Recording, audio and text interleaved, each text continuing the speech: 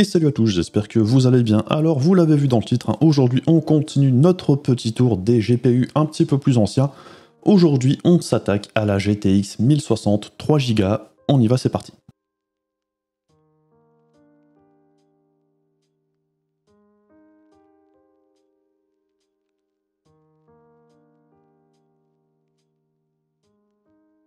Alors la GTX 1060, hein, dans l'ensemble, c'est un GPU qui est sorti en 2016 et c'est toujours à l'heure actuelle un des GPU les plus répandus. Par exemple, si on prend les enquêtes Steam, c'est le GPU le plus commun.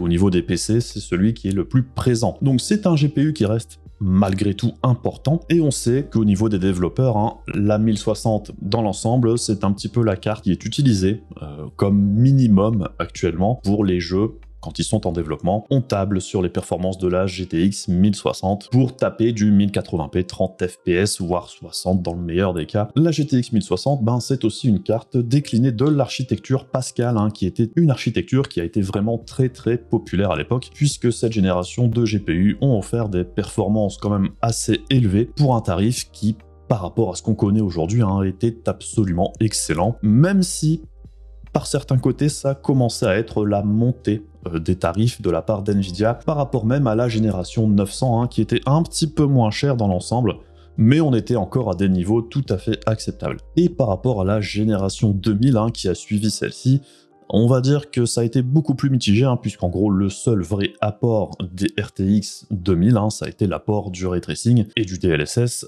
parce qu'au niveau des performances brutes, c'était pas franchement génial, hein, puisqu'on avait grosso modo les mêmes performances qu'avant pour un tarif plus élevé. La GTX 1060, c'est basé sur la puce le GP106 qu'on a testé dernièrement avec la Quadro P2000. Alors pourquoi est-ce que je me suis penché sur cette version 3Go plutôt que la version 6Go? C'est tout simplement parce que c'était celle que j'avais sous la main, hein. D'ailleurs, je remercie mon frère de m'avoir prêté sa 1060 3Go pour que je puisse la tester. Et un des problèmes, hein, de la 1060 6Go, c'est qu'à l'heure actuelle, c'est encore une carte capable de miner de la crypto, de l'Ethereum. Et donc, même si les prix ont tendance à baisser ces derniers jours légèrement parce que les cryptos sont en train de plonger, les tarifs de la 1066 Go restent très élevés, et même tous les GPU dans l'ensemble, hein, ça reste encore assez élevé pour l'instant, ça risque de descendre petit à petit, mais là, tout de suite, une 1066 Go, ça coûte assez cher. Et si on fait le tour vite fait sur eBay, par exemple, on voit qu'au niveau des dernières ventes de 1060 3Go, au niveau des prix, on a un petit peu de tout, hein. On voit que ça tourne quand même dans l'ensemble aux alentours des 200 balles, 180-200 balles de moyenne, je pense, avec parfois quelques prix un petit peu moins chers, comme ici 150, 160 balles. C'est pas un mauvais prix, bon alors après les frais de port sont très élevés, comme bien souvent, il faut aller à la pêche, ici 130 balles c'est plutôt pas mal aussi, 100 balles ici c'est bien également. L'avantage de la 1060 3Go par rapport à pas mal d'autres cartes, c'est justement ces 3Go, puisque ça a tendance à faire un petit peu peur pour les joueurs. 3Go de RAM, effectivement, à l'heure actuelle, c'est pas énorme, hein. On l'a déjà vu par exemple lors du test de la 7970, et du coup, on verra si ça a un vrai gros impact au niveau de cette 1060 dans les tests qui vont venir juste après. Sur le bon coin, là, aujourd'hui, on voit qu'on tourne à peu près au même niveau, hein, que sur eBay au niveau des tarifs. Ça reste aux alentours des 200 balles dans l'ensemble, à part certaines personnes qui se touchent allègrement. Dans l'ensemble, on tourne aux alentours des 200 balles. Pour moi, c'est vraiment la fourchette très haute, hein, pour ce type de carte. 200 balles, pas plus. Dans l'absolu, on préférera patienter un petit peu pour peut-être trouver une 1063 Go aux environs des 150 balles. C'est le tarif, comme bien souvent, hein, que je trouve le plus raisonnable, hein, que ce soit pour la GTX 970, cette carte-là, voire la Quadro P2000, ou même une R9 290 qu'on a testé aussi précédemment. Pour moi, c'est du matos qui doit pas dépasser 150 balles, puisqu'en vrai, 150 balles, c'est à peu près 2 fois le prix que ce qu'on pouvait avoir avant la pénurie. Et accessoirement, la 1063 Go, quand elle est sortie, elle coûtait 200 balles. En neuf, on pouvait très souvent la trouver moins chère que ça, ce qui était un avantage quand même assez conséquent par rapport à la 1066 Go qu'on va regarder juste après, puisque celle-ci coûtait 300 balles neuve. Alors après, les seules grosses différences entre la 1066 et 3Go, ça se situe bien évidemment au niveau de la RAM, et on a aussi une légère bride au niveau des unités de calcul, puisque pour la 6Go, on était à 1280 Q d'accord, là, ou sur la 3Go, on est à 1152, mais à côté de ça, on a toujours le bus mémoire de 192 bits. Au niveau des fréquences, c'est les mêmes. Dans l'ensemble, la seule vraie grosse différence significative entre les deux cartes, c'était la quantité de RAM. Bien évidemment, hein, avec 3 Go de RAM, on s'attend pas à faire tourner les jeux en ultra ou en 1440p et supérieur dans des conditions correctes avec les textures poussées à fond de balle. Ça, c'est faut oublier hein, très clairement avec la 1063 Go. Alors le modèle que j'ai ici, c'est un modèle Zotac avec 2 ventilateurs. Alors je ne sais pas quel modèle c'est exactement, puisqu'au niveau des photos, j'ai pas vraiment retrouvé exactement le même sur le site de Zotac ou dans les archives. Bon alors après au niveau des fréquences, c'est la même chose que la carte de référence, donc je suppose que c'est un modèle bas de gamme entre guillemets, même si au niveau du refroidissement il n'y avait pas de souci particulier, puisqu'en charge on tournait aux alentours des 60 degrés, et au niveau du bruit, ben, c'était plutôt discret, hein, il n'y avait pas de problème avec cette carte. Je dirais que le système de refroidissement qui était fourni avec était suffisant. Au niveau du test en lui-même, comme d'habitude, hein, on se retrouve avec le Ryzen 9 5900X, 64 Go de RAM, casse 16. Comme je le dis à chaque fois que je teste ce type de carte, de toute façon, on sera la plupart du temps, à part dans quelques jeux, limité par le GPU et non pas par le processeur. Au niveau des jeux utilisés, on retrouve toujours notre panel de 41 jeux, puisqu'on a rajouté God of War en 1080p avec les détails en low, medium et high. Et au niveau des graphiques, hein, je vous écoute, hein, j'entends ce que vous dites au niveau des couleurs et tout ça, j'essaye de faire au mieux, c'est pas toujours évident, et ça prend beaucoup de temps de tous les modifier. Et à côté de ça, hein, il y en a aussi qui se plaignent que ça va trop vite et qu'il faut faire pause. Je ne sais pas si vous avez vu le nombre de slides que ça fait à défiler, rien que rajouter une seconde, ça rajoute plusieurs minutes si on cumule tous les slides. Donc j'ai rajouté 2 secondes à chaque slide, et là vous allez voir que ça va durer beaucoup plus longtemps, mais de toute façon il faudra quand même mettre pause. En réalité il n'y a pas grand chose à faire, s'il y a un slide qui vous intéresse, ben faudra mettre pause, parce que sinon la vidéo durerait plus d'une heure juste avec tous les slides qu'il y a à faire défiler. Donc je vous laisse avec les slides, on se retrouve après pour voir un petit peu ce qu'il y a à dire vis-à-vis des performances de cette 1063 Go.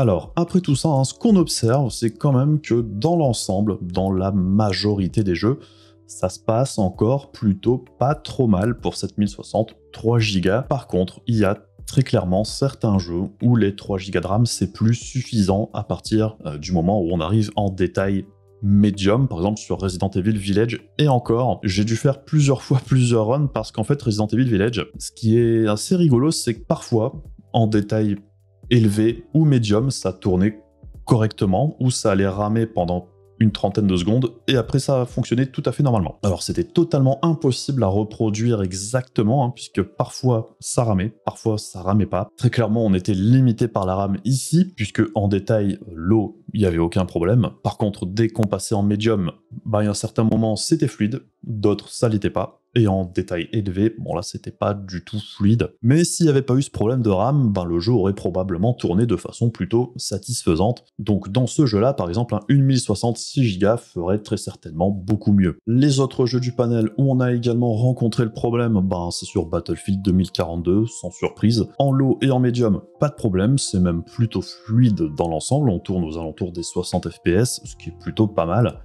Par contre, évidemment, dès qu'on passe sur les détails élevés, là, les 3 Go sont complètement saturés, c'est injouable. Cyberpunk, par contre, jusqu'en détail élevé, pas vraiment de soucis au niveau de la RAM, c'est plutôt juste les performances brutes de la carte qui ne sont pas suffisantes pour faire tourner le jeu de façon convenable en 1080p. Alors j'ai pas été testé jusqu'en ultra parce que ça n'avait pas grand intérêt de toute façon, puisque même ici, en détail élevé, on était déjà en dessous des 30 FPS, c'est plus du tout agréable de jouer dans ces conditions-là. Autre jeu où les performances étaient assez surprenantes, c'est Fortnite, où la carte était constamment en dessous des performances d'une GTX 970. Alors j'ai testé plusieurs fois, j'ai toujours tourné aux alentours des mêmes performances que la P2000 au final, là où la GTX 970 est un bon cran au-dessus sur ce jeu. Alors je ne sais pas où ça coince, mais très clairement il y avait un truc qui fonctionnait mieux que la GTX 970 sur ce jeu-là.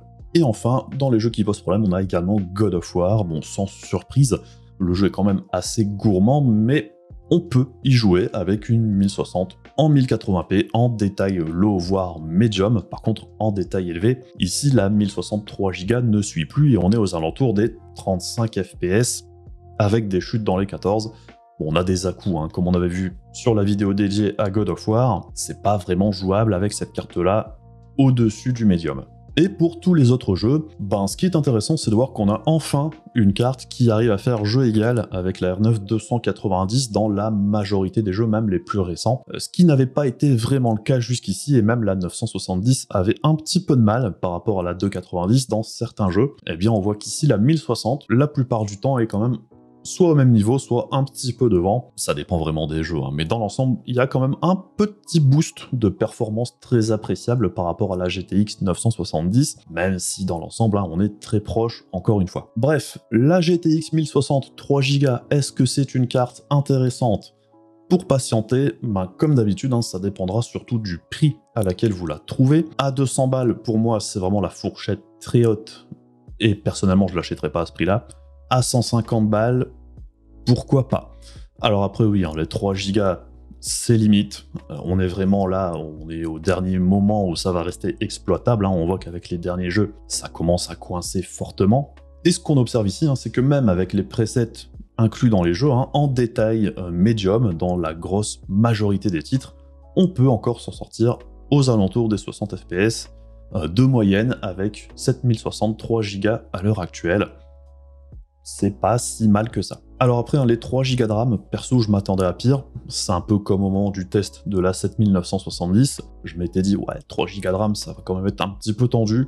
Mais on voit que quand on n'essaye pas de pousser la carte en dehors de ce qu'elle est capable de faire au final, puisque si on met les textures en ultra, c'est qu'on cherche les ennuis avec ce type de matos de toute façon. Avec 3 Go de RAM, on se doute bien qu'on va pas mettre les packs de textures ultra HD et compagnie, ça n'a pas de sens. Au final, que ce soit la R9 290, la GTX 970 ou cette GTX 1060 3 Go, si vous arrivez à les trouver aux alentours des 150 balles, c'est pas le pire deal à l'heure actuelle pour patienter. Et dans ces 3 cartes-là, j'ai pas vraiment de carte qui me plaît plus qu'une autre. Elles sont toutes relativement comparables, elles ont toutes des forces et des faiblesses différentes. Le principal, je dirais, à l'heure actuelle, c'est plutôt de trouver celle qui coûte le moins cher, en fait. Donc bref, hein, bonne chasse. Moi, je retourne à mes tests, hein, puisque je viens de recevoir cette 6500 XT tant décriée, et on verra si elle est vraiment si horrible que ça, et on pourra la comparer avec toutes les cartes que l'on vient de tester. Ça permettra de voir justement si elle est vraiment si infâme que ça, pour au final un tarif pas si éloigné des cartes que l'on vient de tester. Donc j'espère que cette vidéo vous aura apporté des infos intéressantes. Comme d'habitude, hein, si ça vous a plu, n'hésitez pas à faire les trucs casse-couilles de YouTube, n'hésitez pas à passer faire coucou sur Discord ou sur le stream, et puis on se retrouve du coup assez rapidement pour d'autres tests de matos. Je vous dis à la prochaine, je vous fais des bisous, salut!